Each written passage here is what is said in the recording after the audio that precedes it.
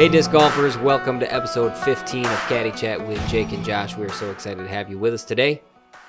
I'm your host, Jacob Arvidsson, joined by Josh Wood. As always, what do we got for him on the show today, Josh? Yeah, today we're gonna talk a little bit about the Leppy Duels again. First episode was last weekend here. We're gonna talk about Goat Hill and see whether or not Eagle McMahon lived up to our expectations for his first tournament of the year. And then we're gonna preview the 45th Wintertime Open. That should be exciting and action-packed. Usually a popular tournament out in California. Yeah. And then something stern with Gannon Buhr we'll talk about. But then the majority of the episode, I believe, we're going to be continuing on with our Dream 18. And we're going to talk about our back nine. So stay tuned for that. We'll save the best for last. Yeah. But to start, Goat Hill was this weekend. The big story there was obviously Eagle McMahon. Yes. And how'd he do? He did great. There were, I think, in that first round, everybody was going a little slow. Nobody really came out fighting hard. And even actually in this final round, which came out today from Central Coast Disc Golf, everybody got off to a really rough start. Eagle started with a bogey. Tam had a couple of bogeys. I'm sorry. We're talking about bogeys. He started out with a bogey. Tam had some bogeys. Kirkland had some bogeys. Kirkland had a double bogey on hole 9. So it was a little rough. But by the time the front 9 was over, Eagle had a 4-stroke lead, which he maintained through the back 9. Never gave it up. To hold off second place by 4 strokes. The man they call Cupcake. Yeah, Jacob Curtis. I believe he's a local out there and always performs well out there. As well as Kirkland usually performs well too. And he was on the card all 3 days. He ended up finishing 4th place. So the only disappointment for us was we both had Drew Gibson finishing well. Yeah. And he dropped out of the event. He disappointed us all. I think Drew, I think you get a slap on the wrist for this performance. Okay. But our other 2 picks did all right. You had Albert Tom, and he got 5th place, and Luke Sampson got 9th. So it was close. But the big news there, I suppose, is that I picked Eagle to win. You did. So I get some bonus points for that. And I'm going to protest this result here. I picked Drew to win, but Drew didn't play, and I picked Eagle in second. So by default, I also picked Eagle. No, that doesn't work. I will be filing a formal protest on this one. Okay, we'll talk about protests when we get to duels.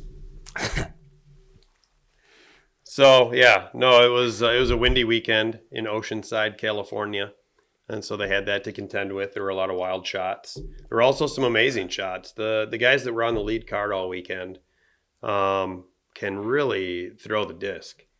I believe it was Curtis on hole 10, round 2. Mm-hmm. Just this perfect shot over that hill and down the hill. Hit the ground, rolled another 100 feet, but he got a net 788 feet out of that throw. It was incredible. That's ridiculous. It was incredible. One of the most perfect throws I've ever seen on that hole. And really fun to watch. Yeah, it was a lot of fun to watch. All those guys were throwing 600-700 feet consistently throughout the weekend. And that's what we were talking about last week.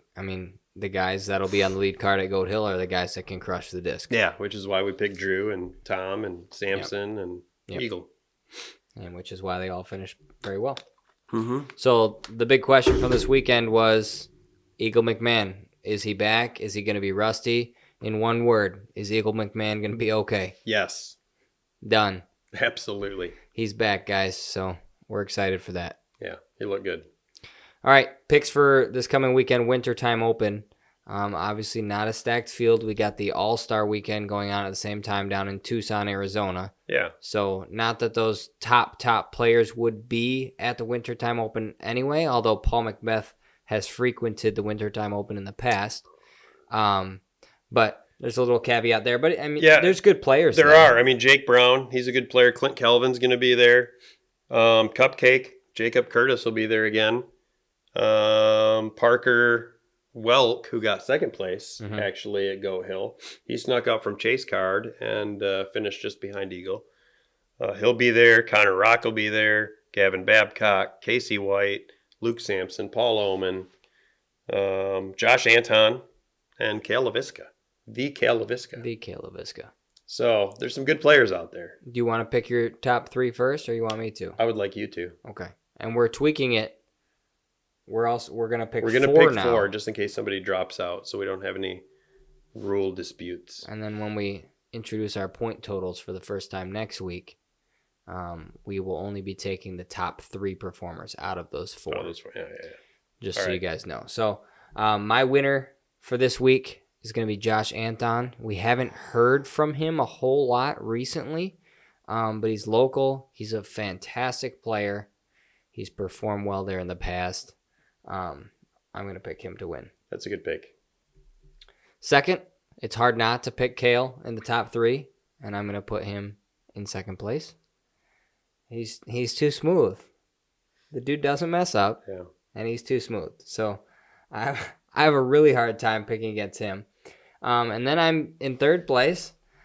Maybe a little bias here because we had him out at Leprechaun Hollows last year, but Clint Calvin. Okay. He switched to Innova from Latitude this year, so he's got something to prove in California. He's from San Diego, so he's local enough to the Wintertime Open. Yeah. So Clint Calvin's going to get a podium finish here to start the year and launch himself in the right direction. Okay. And then my 4th pick, I'm going to go a little dark horse-ish. I'm going to go with Jake Brown. We talked about he's a good player, but as far as ratings go, he's not the highest on the list. But since I have a 4th player to pick, I'm going to pick him. Go for it. I think he's got a chance to pop off. I like it. Okay. I like all those picks. Josh Anton, I really enjoy watching him play. He's one of my favorites whenever I see him. It seems like he only plays in California. So whenever the tour is around California, you might see him pop up. But I could be wrong about that. But yeah, that's a good pick. I'm going to go with Luke Sampson for the win this weekend. I think he's due. He's been playing well the last 6 months to a year. And I wouldn't even say that his start to the season was rusty, but I think he can do better once he starts getting warmed up. And I think this is the week. So I'm going to pick him. And then similarly to you, I was going to go with Josh Anton for second place and Cale LaVisca for third. Okay. And it's hard not to put those 2 in the top 3. Yeah, for sure. It's really hard. For sure, in this field especially. And then for my wild card, I really enjoyed watching Jacob Curtis play this weekend. And I'm going to hope that he can keep that momentum going into this weekend. I'm going to pick him for my dark horse 4th pick. Hard to argue with. Thank you. He played very well at Goat Hill. So he did.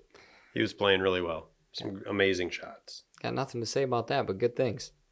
All right. So if you guys this past weekend haven't watched Leppy Duels yet here on the Leprechaun Hollows channel, please go watch episode 1. We're very excited with how it turned out. We were both on the show in different facets, but we're excited for episode 2. We'll spoil some news. Josh is returning to avenge his loss in the tiebreaker round. Yeah, my unfair loss. You realize that Trevor got the win by using my answer, but getting paid to say it. It wasn't even an unbiased answer. You got to go first. But he got paid to say. I will say the question was what for the tiebreaker? What is the best mid-round snack? And how many did you pick? Beef jerky and trail mix. That is 2. That is 2 snacks. But nobody paid me to say it. That's all I'll say. Nobody paid me to say it. Josh disobeyed the prompt and picked 2. Did I though? All right. Before we get there, we've got this beautiful disc here. If you can see it on camera. Dyed by hand by our very own Jennifer Kane. Oh, she dyed it. She dyed it. I knew she donated it, but she dyed it. She donated it and dyed it. That's she wanted us to give it away on the episode. So what question are we asking? What do they need to throw in the comments to win this beautiful escape? Black and purple and pink. Black stripes, purple and pink dye, it looks like. Sparkles. It's a Lucid Escape with sparkles. If you won this Lucid Escape, what would be your dream hole to throw it on? I like that. Going off the Dream 18 theme. Yeah. Anywhere in the world, what would be your dream hole to throw this Escape on? Good question, Josh. Thanks. Throw your answer in the comments. We'll pick a winner this week. We'll announce it next week on the episode, and then we will ship this right out to you. Sarah Stern, who won our giveaway 2 weeks ago, she's already got her Scorch in hand, and she was very excited about it. So you could win this beautiful Escape. Yeah. And thanks again to Jen for donating this. Yeah, we really thanks, appreciated it. Great job on the die. Very nice. All right, next up, big news dropped this week. Gannon Buhr, very shocking. Yeah. Because we're in the beginning of February. Out of nowhere, posts a video on social media saying, I'm leaving Prodigy. And that was it. Yeah, what was your initial reaction? Honestly, at first I thought it was just one of Gannon's jokes. So did I when I first started watching. He was just joking around, Mm-hmm. Especially because again it's mid-February. Like That's the season is a week away. Yeah, a week and a half away, and now the news is breaking that you're changing sponsors. So I thought it was a joke. But man, MC Sporting Goods. How could you turn that down? So I'm sorry, is that not where he's going? That would be awesome if Josh just called that. But what would the timing thing is weird. We agree on that. Yeah. What do you think prompts an announcement like that in the beginning of February? He's an all-star. He's playing next week or this coming weekend. So is he at the All-Star game? Yeah, he's presumably going to be playing with new plastic this weekend. And if he doesn't play, if he drops out and he's not playing, fine. Yeah. But he's going to be at Vegas. Yeah. The only thing that makes sense, the only reason news would come this late, and in such an odd fashion from such a rising star, is that this deal that he worked out must have just been coming down to the wire, grinding it out, back and forth, trying to make it work. And it took a little longer than expected. And now we're just about ready to launch the season, and we finally got it hammered out. That's the only logical thing. So you think this is like he just found out he's not throwing Prodigy this year? I think they just finalized the deal. Okay. Do you think he's been playing with his new plastic for a month or two? Yeah. Okay. I do. Okay. Do you think it was a situation where he was kind of playing with both discs because the deal might have fallen through at the last second? It's possible. Yeah, that one's curious to me. So I can't wait to find out. Here's my theory. My theory is Simon Lizotte got bought out for $1 million by MVP. Sent $1 million for the rights to sign Simon Lizotte. They sent $1 million to Discmania. Then they signed him for an additional $1 million a year, plus whatever the heck he's getting. Right. But Discmania was already paying Simon, I believe, somewhere in the $250,000 to $300,000 a year, somewhere in there. Okay. Maybe it was a little higher than that, but they already had that set aside for Simon. Yep. Is my point. Yeah. For now they have contract. Now they have an additional $1 million that they just got, that they weren't, I would think, weren't expecting to get.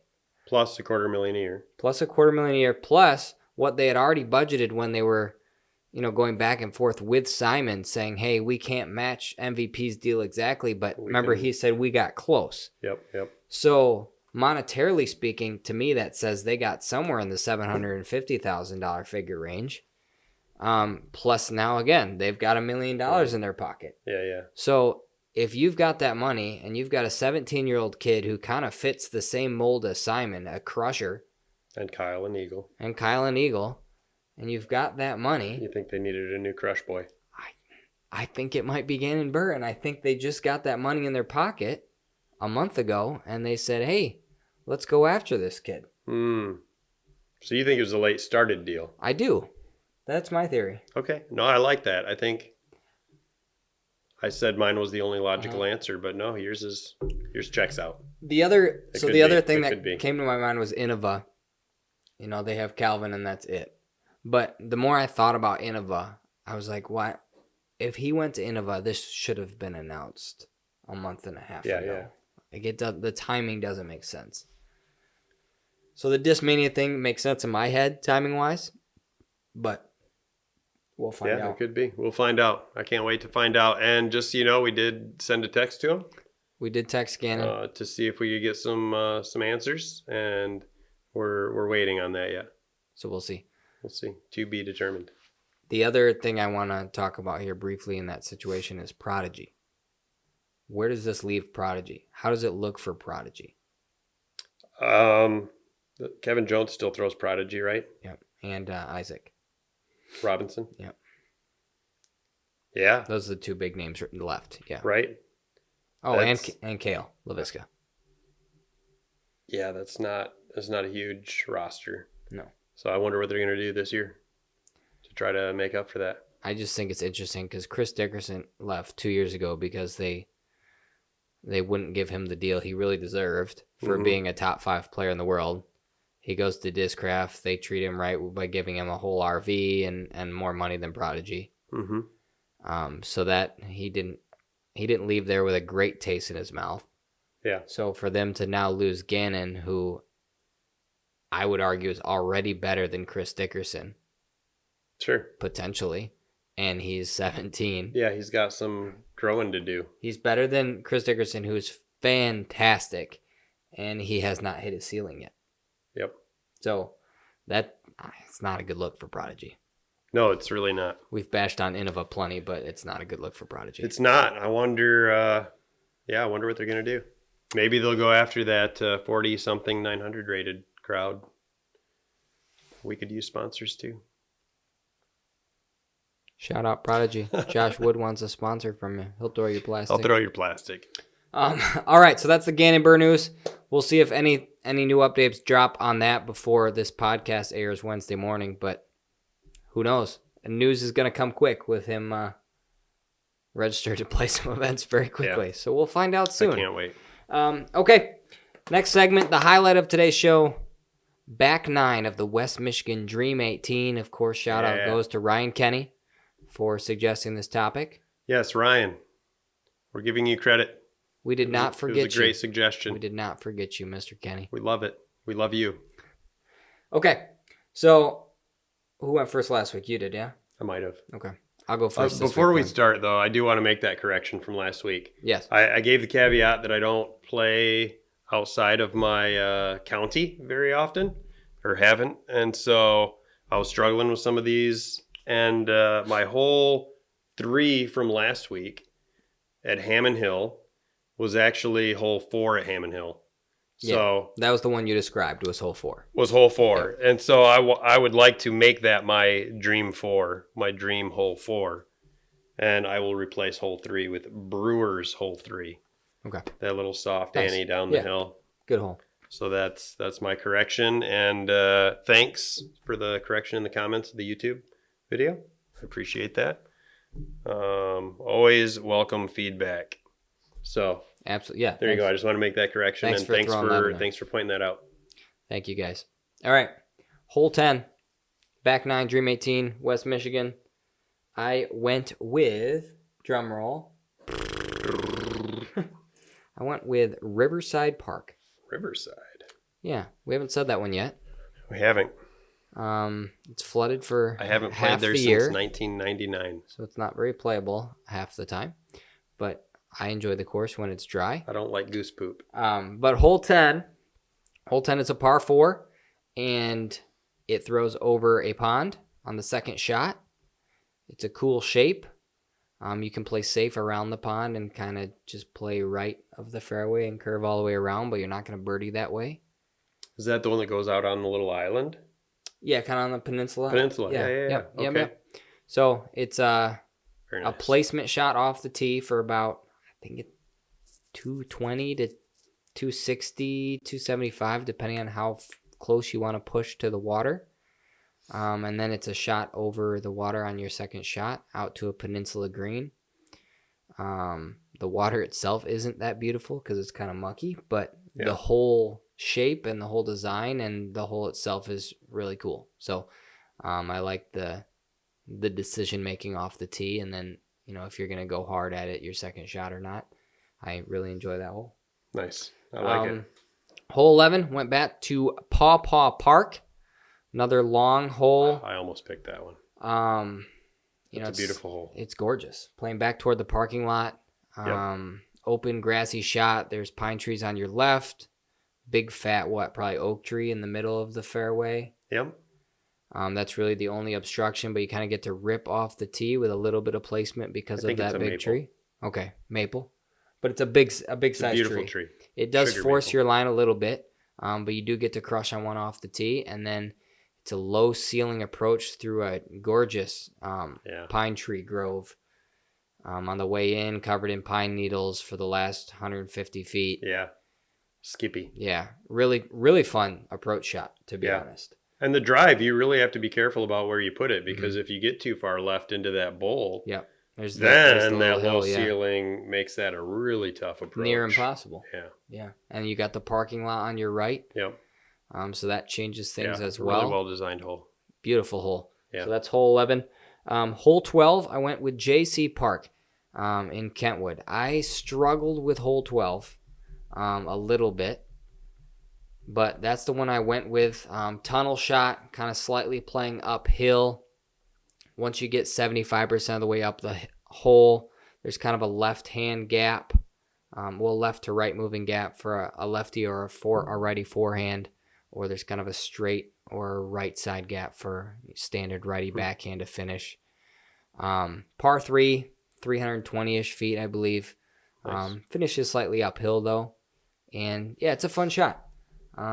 Throwing down tunnels is always something I enjoy, and the kind of decision making of what gap you're going to try and hit makes it interesting. So that's hole 12. Hole 13 went with Hammond Hill. This is the one that par 4. This is the one that finishes on the big mound. It's like looks like an ant hill. They call it the ant hill hole. Rightfully so. It looks like an ant hill. Just 40 feet tall. It's a really cool green. It sucks when you miss. Yeah, it does. Because your disc travels a long way.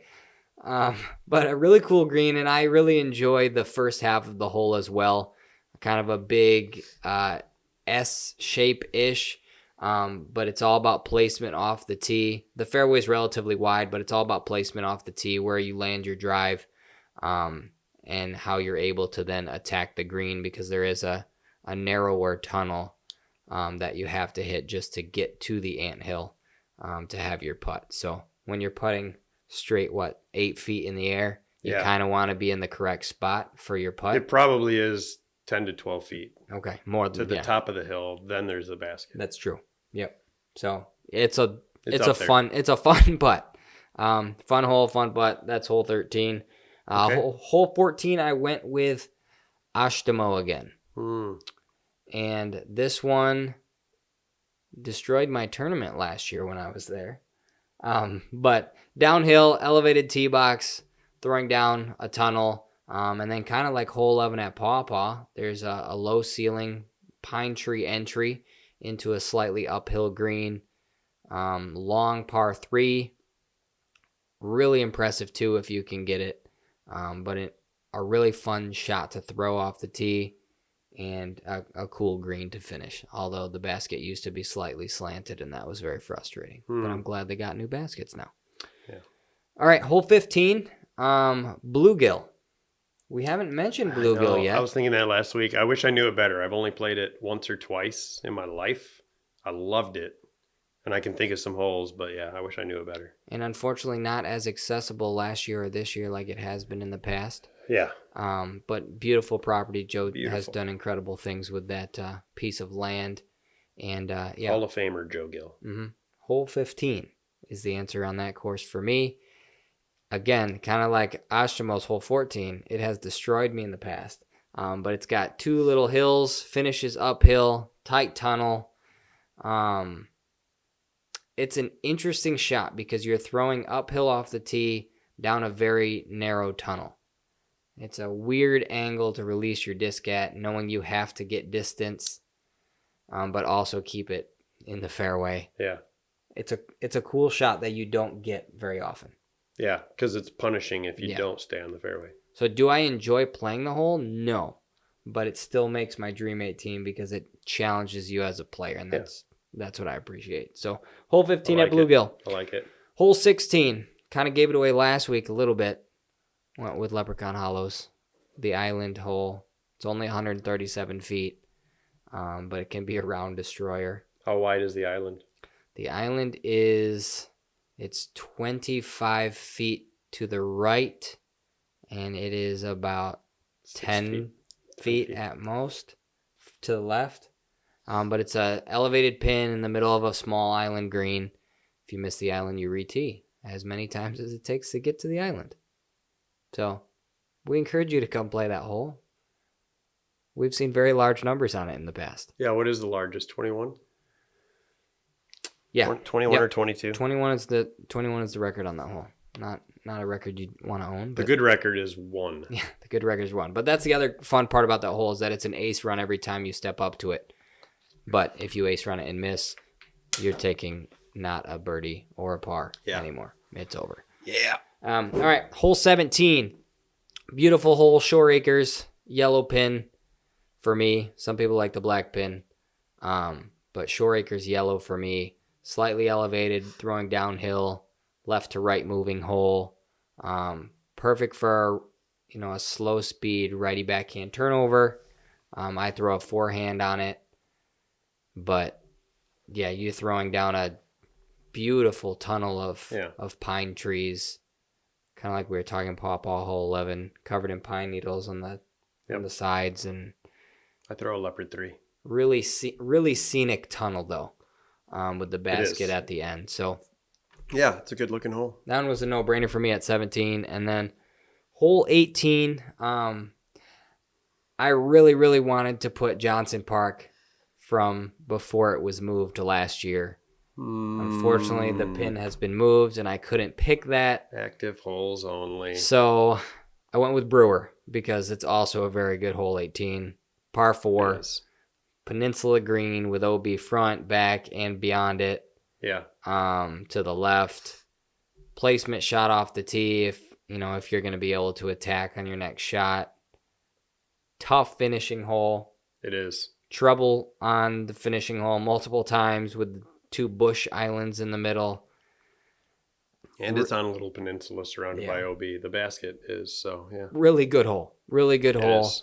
And I think it's deserving, even though Johnson's not in the mix, it's deserving of winning hole 18 on my Dream 18. I don't want to keep aging myself, but hole 18, I'm old enough to remember when those holes went backwards, and it was holes 1, 2, and 3 that took up that space for hole 18.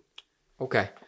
So that shows you how long it is if you haven't played it. Yeah. Long par 4, though. Very fun hole. It is a good finishing hole. Very fun hole. All right, that's my Dream 18, back 9. Thanks for watching. Josh, you are up. Okay. So for hole 10, I hope I get this right. Hammond Hills. So like I said, for hole 9, I like to finish that turn with a nice little ace run, pitch birdie shot. I also like hole 10 to be that way. I like a little birdie alley right in the middle of everything. And so Hammond Hill, this is the one right going downhill from the parking lot to a little elevated basket. Yeah. Yep. I believe you're right. So it's a nice little pitch. You could throw a putter, you could throw a mid. Just trying to float something down there. It should be fairly easy, but there's enough obstacles to, get a lot of pars and probably even some bogeys here. Well, there's multiple. You're right. There's multiple lines to get there. Yep. It's kind of dealer's choice. And I like that. And it's just a beautiful shot downhill. I really like that one. So hole 10, Hammond Hill. Hole 11, I went with breakers. I remember actually the first year or so that I played breakers, it was one of my least favorite holes in disc golf. And now it is one of my favorite holes in West Well, Michigan. the first year they had it, the mound. That little brush pile in the middle. Yeah, the brush pile, but also the mound that's up on the left before it narrows down. Oh, yeah. Was what, Way out 50 into feet the farther into the fairway? So Yeah. But it's a beautiful hole now. It's a great, that first shot's about 300 feet just to get to the mouth of the woods. Yep. And so that's really a placement shot. Trying to make sure I try to get left because I love that little hallway down the left side where I can just throw my Buzz SS on hyzer and just let it flip up around the corner and float up to the stump. It's a par 4 where you can, with 2 really good shots, you can get your 3. You can get a birdie. And it feels great. And 1 wrong turn and you're having a 6. Yep. It's happened to me before. I've gotten a lot of big numbers on that hole. But, yeah, I love it. It's a good hole. The only knock on the hole is kind of like what I said with the breakers, what we said with the breakers last week when I said it was hole 7 on my front 9. Mm-hmm. Same thing for hole 11 here. There's a big fat tree, dead tree stump thing. 30 feet off the tee pad. It's right in front of right your in the line. middle. So you're either hyzering around it or cranking over on the left side. That's what holds that hole back for me and why it didn't make my list. But yeah, if that wasn't there, it's wonderful hole. That one just makes it a good hole. So fair enough. There's nothing wrong with the hole. Fair enough. Go ahead. Hole 12. I went with Brewer with the downhill double Mando. And I would love this hole regardless of whether or not there were Mandos. I actually don't think they're necessary. But yeah, they're not there for safety reasons. Yeah, right. And I think it would be a good hole either way because it's still going to be a tough birdie. And you miss the Mando, and it's probably going to be a par. Right? If the Mando wasn't there and you went off to the left side or the right side, Yep. you're still getting punished by not getting your birdie. But I love that shot. Again, you can really just let one rip. It's over 300 feet, right? 350 maybe? It's less than that. 250? 150? It's probably like 280. 280. Yeah. But it's so downhill. You can float something down there, or you can chuck a driver at the hill and hope to get between the goalposts and stick it into the ground. So anybody with any arm speed can get a good fun shot on that hole, I think. So Brewer, hole 12. Hole 13, I went with Hammond Hill. I agreed with you. Right? Hammond's getting a lot of love. The Anthill. Yeah, it really is. They've got some good holes on that course. So I don't need to rehash everything you said. It's a really well-shaped hole. It's difficult, but really fun if you can hit your lines and get up there for a putt. And can really cost you if you go for that putt that you shouldn't to try to save your par or something. Well-designed hole. End up with a 6 or a 7. Well-designed hole. Yeah. Hole 14, I went with Shore Acres. Also a good pick. It seems like you've always got a headwind, and you're throwing it downhill 450 feet. But it's just such a fun shot to throw. If you're playing yellows, and I guess since we have to pick, I'll pick black. But the black layout, which is actually a par 4. And it's about 600 feet. That's more than 600, I think. I think it's 650. I should have written all that down when I was doing my stuff, but I didn't. Either way, whether I'm throwing yellow or black, my drive's going to be pretty much the same spot. I'm trying to miss right to stay out of that OB swamp. And then that upshot to black is a fun, still for me, probably I'm leaving 300 feet out there. So it's still a full drive from the middle of the field, trying to hit that little doorway to get in there and access the green. Yeah, protected green. It's a very well protected, giant shielded tree in green. front of it. Yep. Yeah. Good hole. I like hole 14 at Shore. Hole 15, I actually had some difficulty with. I couldn't think of a whole lot of hole 15s that I just absolutely loved. So I went with Brewer, which isn't anything super special. It's a little turnover. If you're forehand, it's probably a really easy hole for you. 15 of Brewer. Yeah, just a simple little hyzer forehand. For me, it's a turnover, and it's pretty long, so I'm not going to get there easily every time accurately. It's the Ace Bounty hole. Yeah. During the River City Open. Yep. So it's a fun shot, but I don't think we have any super spectacular hole 15s. What did you say for hole 15? My hole 15 was bluegill. Bluegill. But that's yes, right. I also struggled to come up with a 15. Okay. Okay, good. Just so we're all in agreement. Yeah. We need some better hole 15s out here, guys. Be better. Be better. Yeah, 16. I went to Fallsburg, probably for a similar reason as I did Hammond 13. I really love those long, narrow par fours, or 5 at Fallsburg. Isn't that a par 5? Technically, yeah. Technically, that's all I want is technical answers. But Par is relative. It really does. It is relative, 100%. It really takes 3 great shots, for me anyway, to get into position for a birdie. It really it's a technical hole. You're really trying to find your landing zones on every shot, working your way up the fairway. If you get out of position, you're scrambling for par or bogey. Just behind it, it's probably not going to come into play. But it could. There is the river right behind it. It could come into play. It's probably 80 feet behind the basket. But really beautiful hole, really fun hole to throw. I like holes where I can really unleash and throw a good drive.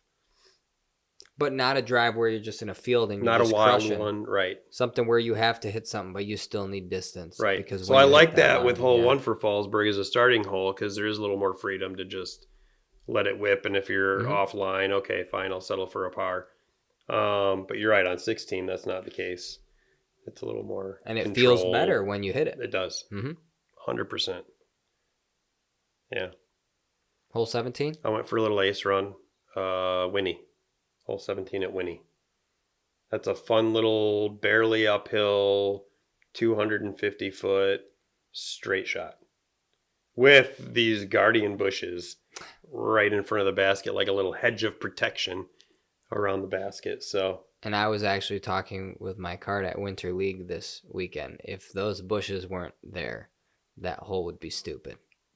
Yeah, and it probably. would be aced all the time. It would be aced all the time, and it would be parked all the time because how many times do you come in low and just get bounced back? Because it's uphill finish. Yeah. Yeah. Those bushes make the hole a good hole. Yeah, I agree. So that's my thought on the bushes. Anyway. It's a good hole. I like that for a hole 17.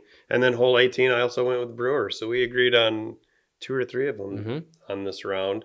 I also think it's just a really well-designed finishing hole where, again, a longer hole where you really need to think about placement. With all of the tight OB and all the different OB areas on this hole, you really have to be good at throwing in the wind and conscious of the wind.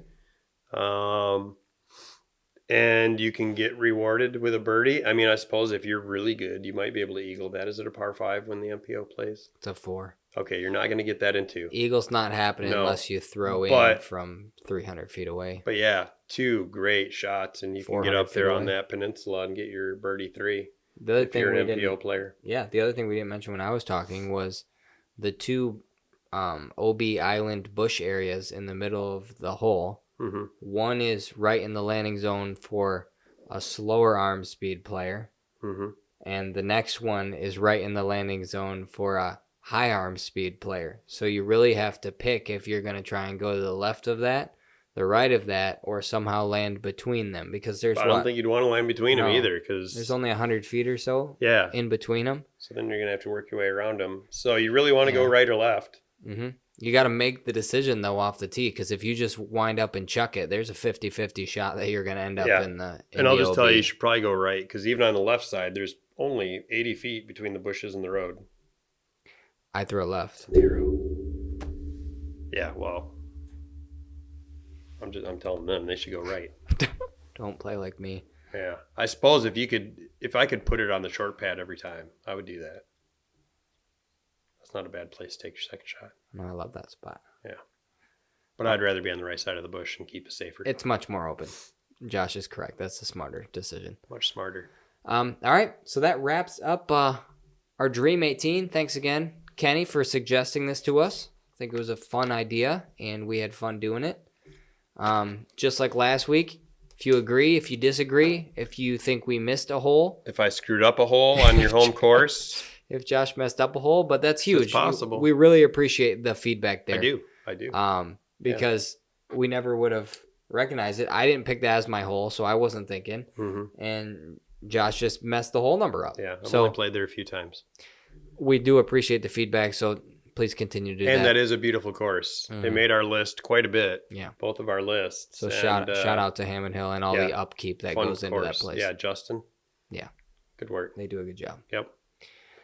And it spawned another idea for me. Maybe I should have told you this before we went on air, but I thought everybody always talks about a dream 18. Yep. What if we did a nightmare 18? What's your least favorite hole one? Do you want to do that next week? We could talk about it off air. Okay. That might be coming next week, so stay tuned. So you like it? Okay. Yeah, I do like the idea. I think we'll have to put some stipulations in place. Okay. As far as if a dumb hole one makes the nightmare, or if it has to just be horrible to play, or we'll have to. Okay, we'll talk about it. We'll get back to you guys. We'll let you know. But that's your tease for next week. Yeah. We'll have a new discussion topic, and feel free to give us a couple more. Yeah, we do need a couple more. Our list is getting shorter every week, so toss those in the comments as well. Shoot us a message. But other than that, yeah, get in on that drawing. Win this disc. What's your dream hole for that disc? What are you throwing the escape on? Let us know. Toss it in the comments. And other than that, we're all good here. Tune into Leppy Duels this weekend. Watch this past weekend if you haven't watched it. Mm-hmm. And we'll see you guys next week. Yeah, we'll see you next week. And until then, keep your head in the game.